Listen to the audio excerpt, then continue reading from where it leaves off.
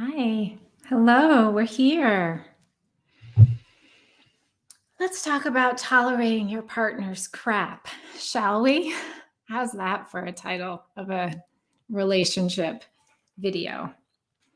Hi, and welcome. Thank you for those of you who posted in my Facebook space, who sent me emails and private messages. This material, it's really important that it be relevant to you. That's why I do this. I don't need to do this just to hear myself talk, right? I do this because I want to help move you forward in your life and however it is that you're showing up.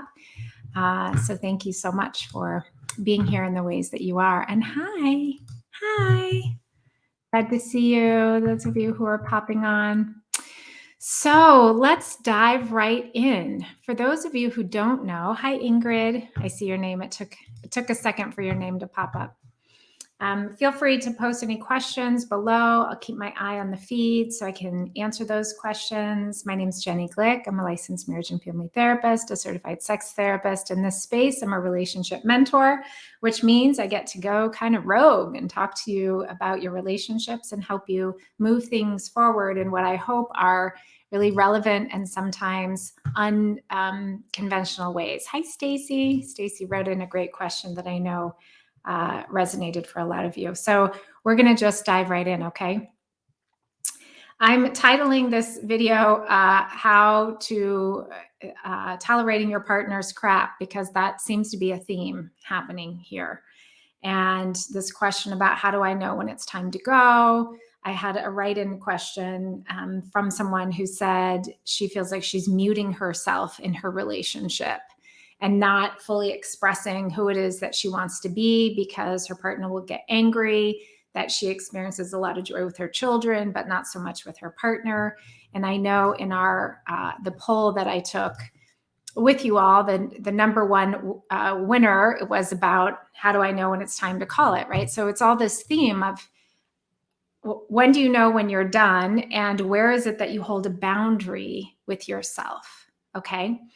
So when you feel like you're tolerating your partner's crap, you're muting yourself, you're doing the thing where it's like, I can't say this because they'll get pissed off, or how much am I willing to tolerate, right? All of that's coming up in you. It's coming up in you because you've outgrown a way of being in your relationship that you need to let go of. It's why you can be so angry about what's happened, like so pissed, like I'm sick of doing this, right? Who of you here have felt like, whether you're here live or on recording, hashtag replay for me if you're watching this on recording, and you felt like, why am I still doing this? This is so annoying. What's really important for you to recognize is what's annoying maybe looks like your partner or your marriage. It's how you're showing up. We have to get to the place. I was just talking to a woman who I'm mentoring. We have to get to a place where we're almost disgusted by what we see ourselves doing, what we see ourselves kind of tolerating, putting up with, who we're becoming. And don't for a minute think, we like to blame it on our partner, right? But if you're over the age of 21 in this space, which most of you are, and you are choosing to be with that person, then it's important for you to take 110% accountability for yourself and recognize you're seeing parts of yourself that you're totally finished with. You're seeing parts of yourself that you've outgrown. It's like putting on a pair of pants that are too small, right? And you're like, why do I keep putting on these pair of pants? Well, I don't know. Maybe you need to go shopping and find something else, which doesn't mean necessarily that you need to find a new partner, but maybe you do. But before you find a new partner, the bridge to that is practicing showing up in a different way. So I want to address specifically Stacy's comment, because you had a really good question in the chat. So I'm going to read parts of it. Stacy shared that she knows that she hasn't been totally dedicated to shifting her thinking. Stacy's been around here for a while, so she's consumed a lot of what I teach. And she says, she's not sure how much of it needs to be done. It still feels like so much work. I feel like I'm trying to convince myself or pretend things are different, or they don't bother me, or are no big deal. But I feel like I'm just saying these new words and telling myself what the new thinking should be, but I don't believe it. Will it always be that way? Will I always feel the old emotion and have to redirect it? Yes, that makes perfect sense, Stacy. So thank you so much for that. So here's the thing. Those of you who've been here for a while, I talk about 1.0 self. This is our reactive self, where we feel the old emotional state of blame, shame, anger, contempt, right? The lower level stuff.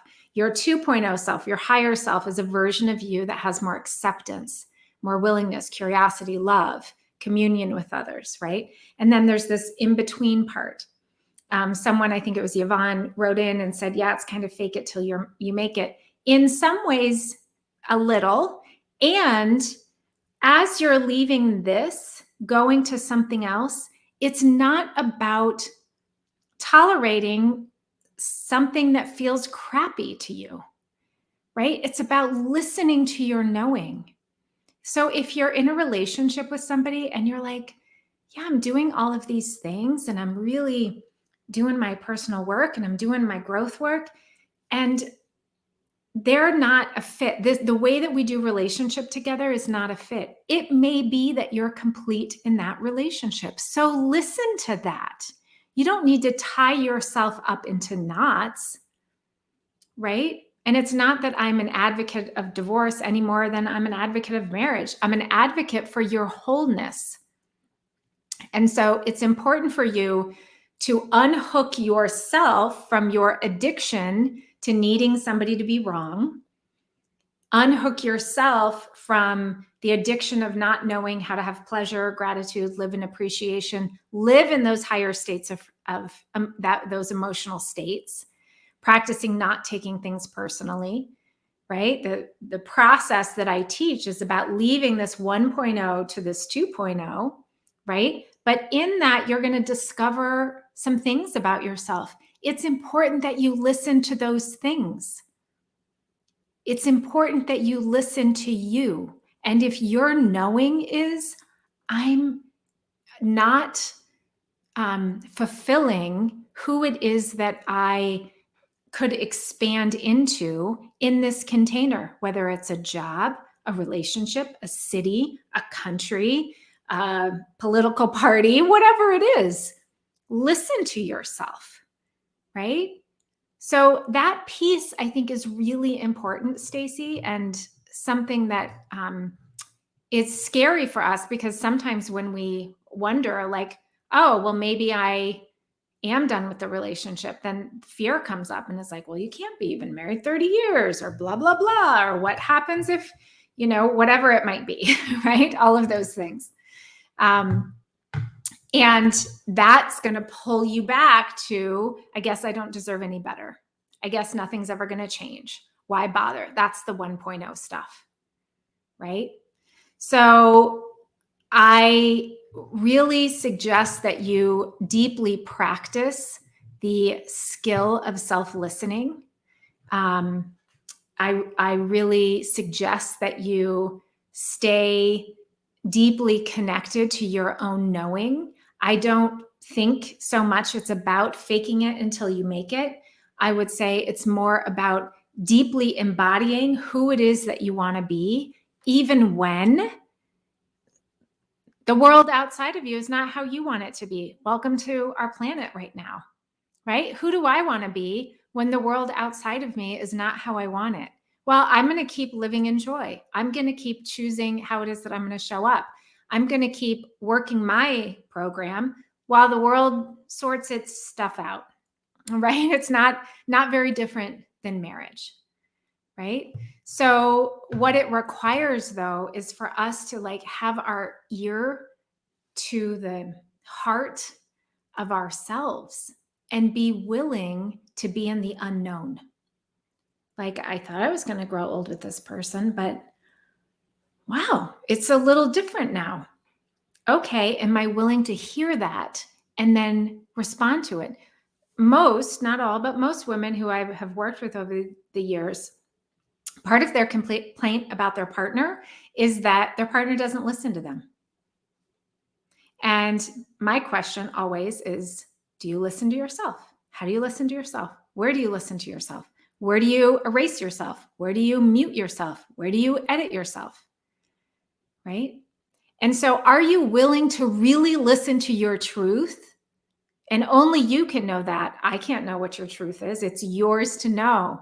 And finding that truth, that's part of what I help women feel the texture of in my work with them, is getting closer and closer to their truth.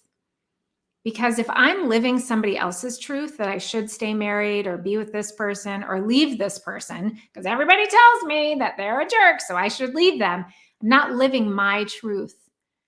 It's a vulnerable thing to live my truth. What are people going to say? Right? But what am I going to say? What am I going to say at the end of my life that I really listened to my heart, even if it didn't make sense? Right? And so part of that untangling process in how I do what I do is to help you quiet the noise from external, which is often the noise in your own head. Well, he shouldn't do this. And why did she do that? And, I should have left a long time ago. And I'm such an idiot that I stayed this long. And if I would have left earlier, it would have been so much easier. Right? And all of those things, all of that noise keeps you in the past or the future. And those are places where you're not going to be able to hear what's happening in this fresh, alive moment of your life. And so I wouldn't necessarily tell you, Stacy, or any of the other women here, hey, Tammy, great, come back later on. Glad that you'll watch the replay. I would never tell you to fake it till you make it, because for me, that feels kind of old patriarchal. We have to like suffer through that. We have to practice being the thing before we're the thing. Many of the women in this space are over the age of 30, so they've had careers, and you remember the first time you went to like your real job and had to wear real pants or real dress or whatever, and you had to embody being that professor, being that doctor, being that corporate person.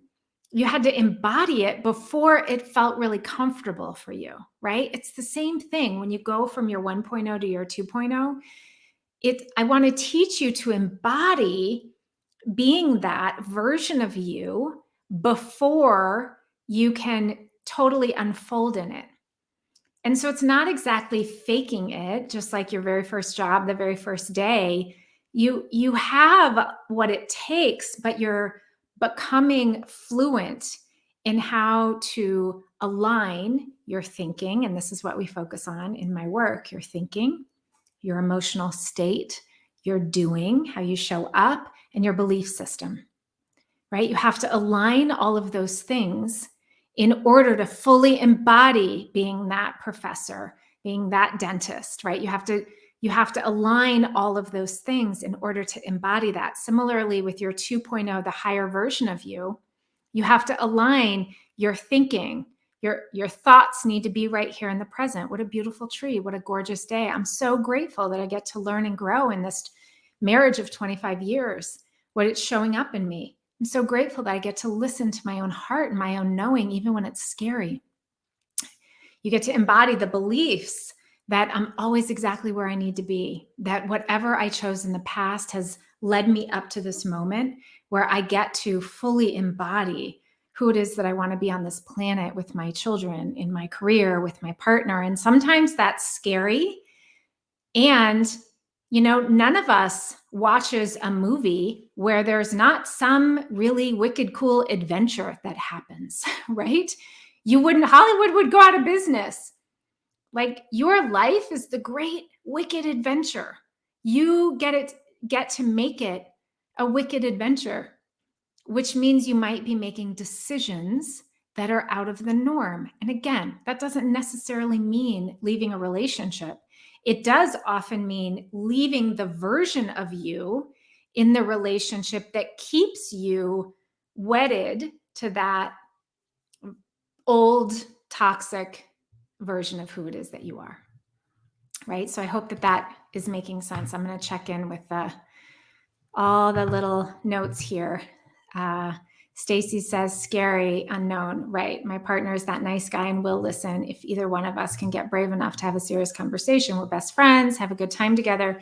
But I don't feel the interest of intimacy. I know it's partly from the years of resentment and being taken for granted, and he's willing to do whatever, but I'm not sure how to change the attraction. Yeah, it's such a, it's such a great question.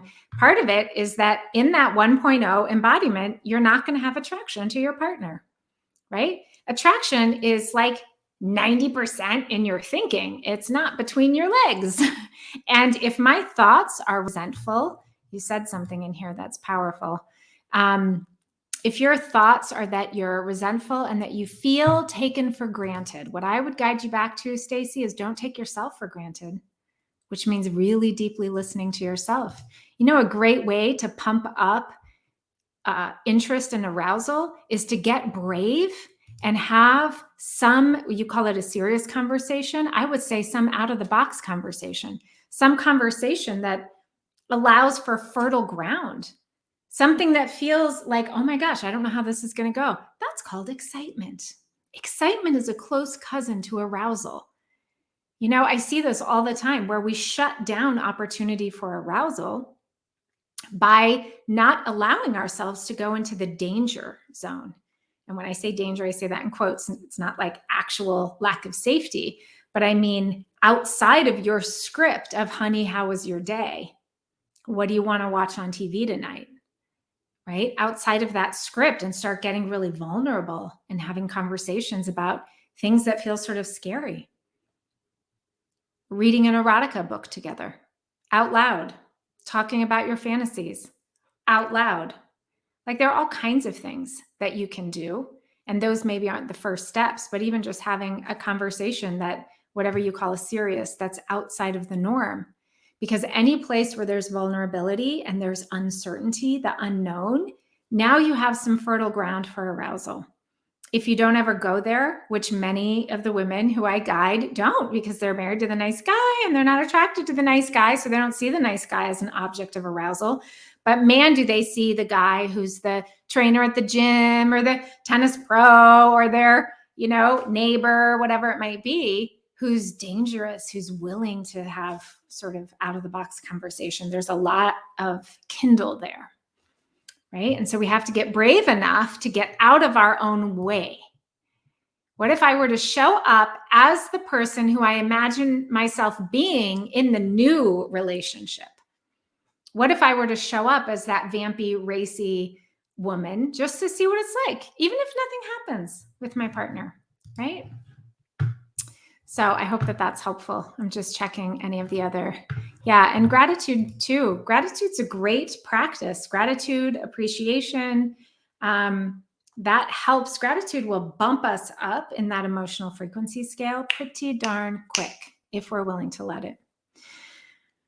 So the final thing I want to say before we wrap up, I want to make sure that I covered how do you know when you're done in a relationship? Well, one, if you keep asking that question, which some of you keep clicking that option because I'm throwing it in there all the time, I would say start listening to yourself. And we can live on the fence of our marriage forever if you want to do that. And if you're living on the fence of your marriage, part of what you're doing is you're not fully in, but you're not fully out. It's a tough place to live, right? It also, when I'm not fully in and I'm not fully out, it doesn't require me to get vulnerable and to really come into my own knowing. So if you're a woman who has been questioning your marriage for a really long time, I would say it's not about your marriage, right? This is what I had to learn in my own marriage. It wasn't about whether my marriage was the right marriage or not. It was, am I showing up as my 2.0 self, regardless of if I'm in this marriage or not? Because the truth is, if you leave your marriage, you're going to show up with the next person exactly how you are now, because you've been practicing this for 10, 20, 30 years. You're really good at it. You're really good at avoiding or not being in an aroused state or not practicing gratitude or pleasure or whatever is happening, not setting boundaries, right? Losing your temper, tolerating your partner's crap, right? So why is that going to change? You're the common denominator. And the best place to do that work is in your current relationship when you're not trying to impress the person because you don't even know if you want to stay. Great. So stop tolerating and start living. I had a coach of mine say, I said something about, I'm just sitting around waiting for people to reach out to me. And she's like, waiting? I think of it as I'm living my life. I'm like, oh yeah. What if I were to live my life fully occupy my 2.0 self and stop waiting for my partner to change? I'm going to be fully me. I'm going to wear the red dress. I'm going to put on the heels. I'm going to show up with exuberance and joy and delight. I'm going to totally speak what's going on for me. I'm going to sing and dance. I'm going to be the person who I believe I can't be because of you, because I have to tolerate your crap, right? When I have that story, it is a story that keeps me in a prison internally in my own head or being. And you actually have the keys and you can let yourself out and you can decide I'm no longer going to be in violation of my own knowing. So I'm going to fully show up as me and see how that goes. And your partner might be like, who's this person? Yeah, it's the upgraded version of me where I say with love and kindness and groundedness, like this isn't a free for all that we're irresponsible with our words or our actions, right? In my 8-week program, we talk about being a grown-ass woman. And part of being a grown-ass woman is being 100% accountable for how it is that we show up. So it's not about burning down the house, right? We get to be mature and also free. We get to free ourselves from doing the thing where we're stuck, feel like we're stuck in a codependent relationship, that I can't be who I am because this person, he or she or they, are not being who I think they should be. And if they were different, then I could be who I really want to be. That's codependence. Because I actually get to be who I want to be. And we're in this moment right now in our world where there's a lot of duality, right? Right and wrong, pick your team. There's a lot of that happening. And you get to fully embody who you are in your relationship or in the rest of your world and practice being unconcerned about what others may think of you because you're just being you. And if you feel that knocking in your heart, that you want to be more expressive, that you want to play or have more gratitude, that you really feel like you want to listen to yourself more, it is your responsibility to do that. That's why it's showing up for you. And so be brave and courageous and listen to the expression of who it is that you feel called to be while you're here. You know, we get one time, some of us believe we get to come back over and over again. But for this one beautiful, fantastic life, who are you going to be? I think be marvelous, right? Fully embody that marvelous version of you. I hope this has been helpful. Thank you so much for those of you who wrote in and commented. If you are watching this on replay, please post any questions, comments, #replay for me, and I will make sure to come back and take a look at this. If you are interested in working with me, I am enrolling for the month of September in my September cohort. I won't be enrolling again in my program where you get to work with me and be in community and have all the trainings and do all the things until January. So if you want to have the opportunity to work with me and really deepen yourself in your own personal freedom and seeing your relationship as your ashram. It's your classroom for your growth. It's showing up for you the exact curriculum, the lessons that you need in order to get you to the next level. Then I'll put a link here for you to reach out to me and we can go from there. Thank you so much. Have a wonderful day. Look forward to seeing you next week.